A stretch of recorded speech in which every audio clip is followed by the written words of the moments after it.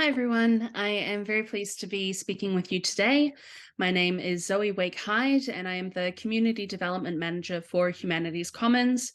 And today we're going to be talking about grey literature publishing and turning grey into gold. So let's get going. To start, I wanted to orient us with a definition of grey literature. This is one that I've chosen, but they all tend to follow a similar pattern. And what I think is really interesting in this definition is that it positions grey literature outside of traditional publishing and distribution channels. That immediately piques my interest and immediately makes me think that this is a really rich area for library publishers to be focused and exploring what is possible when it comes to publishing grey literature.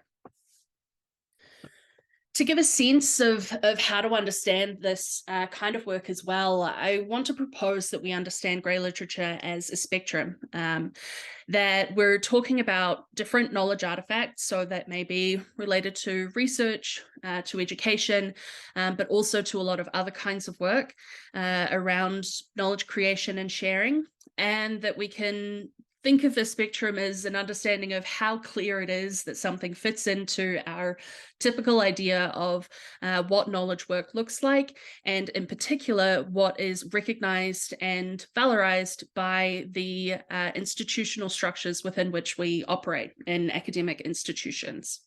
So clearly, journals and books are kind of the lingua franca. They're the thing we understand best. It's very clear cut that those are things that get recognized. And then as we move along the spectrum, it gets murkier.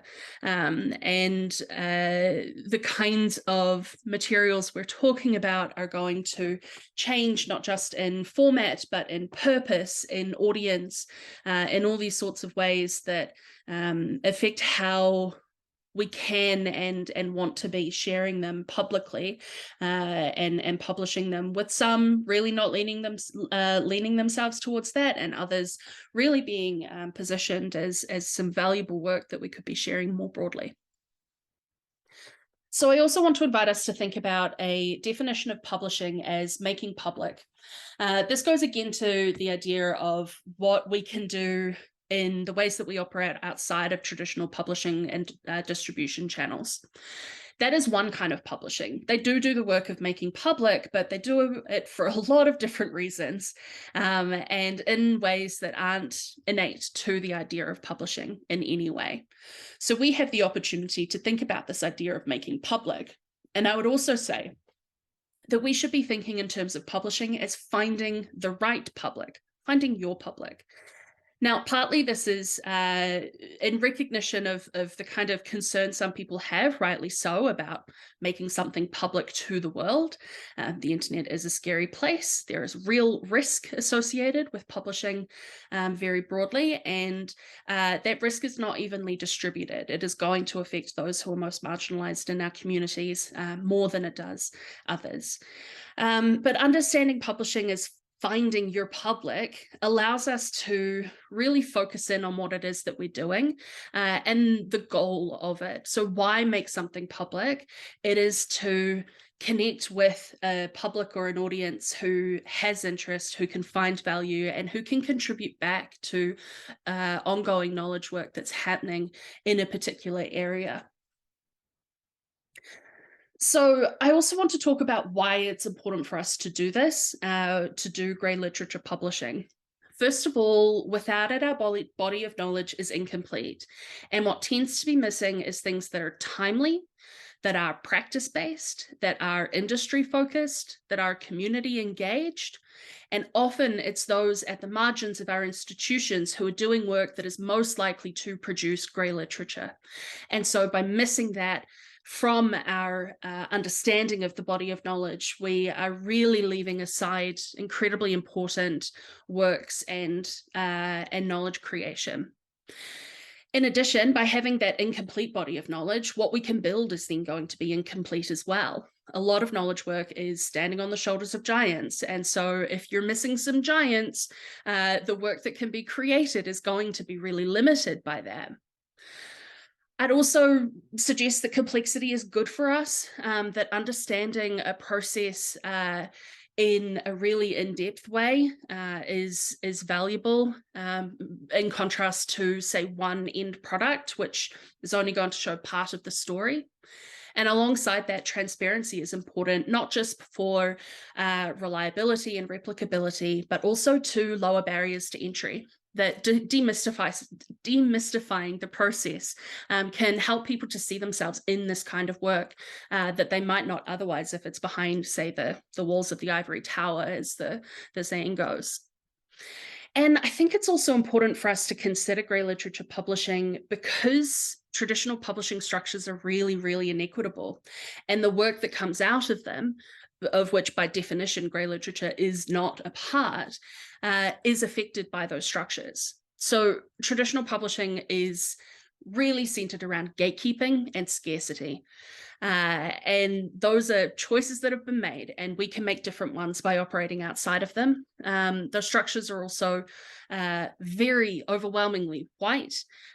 Senior administration is overwhelmingly male. All these kinds of things that can demonstrate that those are not the only ways that we should be doing publishing. And finally, I see real potential in grey literature publishing to drive more open access. So for starters, it's within our control at institutions. We don't have to rely on these big lumbering machines.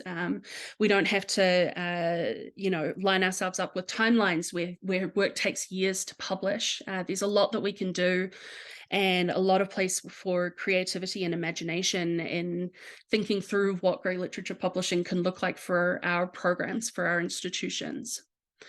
It can also be a gateway for the right people. It's a lower barrier to entry to share a white paper in a repository that's connected to others than it is to, say, commit to editing an open monograph. So it's a nice pathway in for folks to start having conversations about where the value is to them of having openly published works. And it can help develop mechanisms for other kinds of publishing. Open education's been a great example of this. There are incredibly successful library publishing programs that started because there was investment in open educational resources. And so the need for the publishing came about with that investment, and what it has led to is a really vibrant program doing all sorts of kinds of publishing. So there are obviously cultural factors in considering how we increase grey literature publishing. And for the creator, a lot of the hesitancy, as I mentioned, is around that idea of being public. And so again, by being clearer in our definition of what it means to make public, can help assuage some of that. And, I often remind people that there are some really, really niche corners of the internet that you will never come across. And, what is done well in those niches is identifying what is there and who it is for. And so we have that responsibility as those, developing infrastructure and developing publishing programs to create our niches, essentially, so that people are comfortable within them.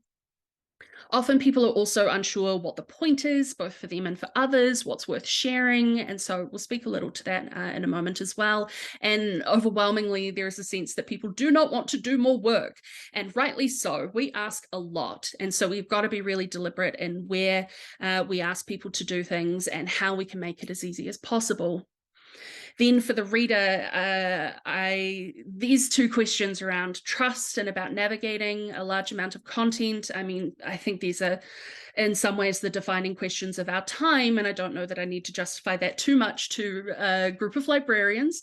And so the way I see it is that these are already challenges for readers, and the work that is already underway to help people navigate through, to help them develop their critical reading skills, all of these sorts of things are just as valid here as they are in any other area. So essentially what it comes down to is we need to make it easy and we need to make it worth it, which is where infrastructure comes in. It's not the only way to do this, but it is the one that I'm most interested in. So we will be talking about it. So making this easy means great user experience, which means a lot of user research and not just believing that, or not just trusting that we know what people want. I think that's often the case for those who are designing these things, who know the use case well. they'll often rely on their own interpretations, but we've got to be doing the research. We need to identify the right intervention points as well, particularly where people are already doing this work. So reporting, if you're already reporting on work that's been done, how can we add a one button option to also publish that into a repository? And saving for personal use as well. How can we make something that's useful to the individual, useful to the collective? We have to prioritize accessibility. Making it easy means making it easy for everybody. And we have to continue to offer support to and from the right people. Tools alone cannot make this work, cannot solve all of our problems. So we've got to have the right people there as well. Now, to make it worth it, here we're really talking about supporting people to get the recognition and credit for their work that they deserve. Again, reporting systems are a way to offer this, as well as offering metrics that help them to tell the story of the impact that their work is having. Here too, centering the social is really important. A lot of what makes the experience rewarding of sharing your work can be the signals you get back from people, whether that's new collaborators, whether it's feedback, review, those kinds of things. And so that social component is really critical here to be built in alongside the ways in which we're publishing, so making public different works. And finally, there are places where we can offer value adds, the opportunities that people wouldn't have had unless they shared their work in this way. Post-publication review, for example, and there are lots of others there too. So to talk about this in the context of Humanities Commons, it's obviously something that we're thinking a lot about.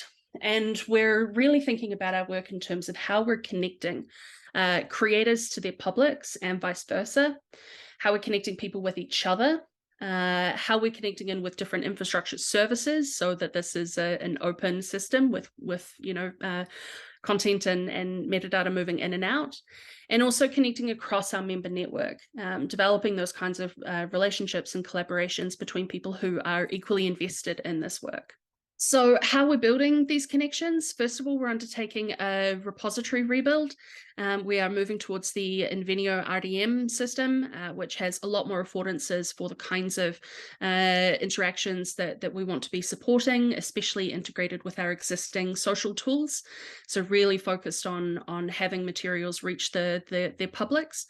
Alongside that, we're prototyping what we're calling a disciplinary home, which brings together activity from across the Commons that it relates to a particular discipline, art history being our first one.